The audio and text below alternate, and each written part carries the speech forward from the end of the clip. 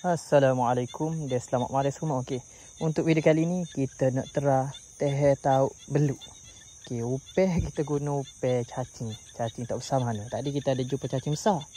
Lepas tu silap kita tak sipeh, tak ambil sipeh. Hak ni saat ni kita gali bolehlah seekor. Jadi kita kerak dua untuk dua betuk tahu. So kita nak teh sini dengan situ deh. Dua dulu kita teh. Kalau ada InsyaAllah kita akan buat pula. Untuk malam ni kita nak tera dulu deh.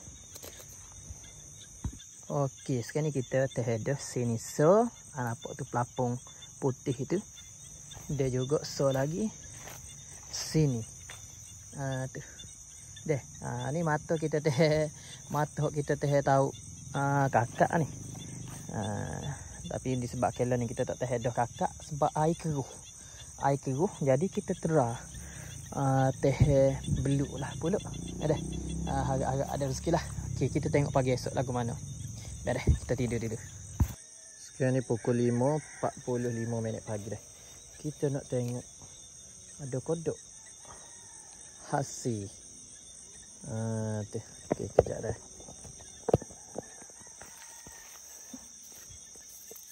Nampaknya tak ada hasil ni.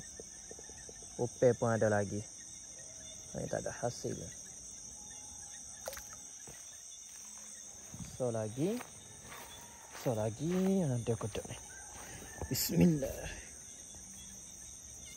Nampaknya tak ada hasil juga. Tapi nampak upeh habis ni. Ni upeh habis. Allah makan kau apa. Okey, beres lagi. Subuh dah. Okey, setakat ni saja untuk video kali ni. InsyaAllah kita tera pula di lain kali dah. Assalamualaikum.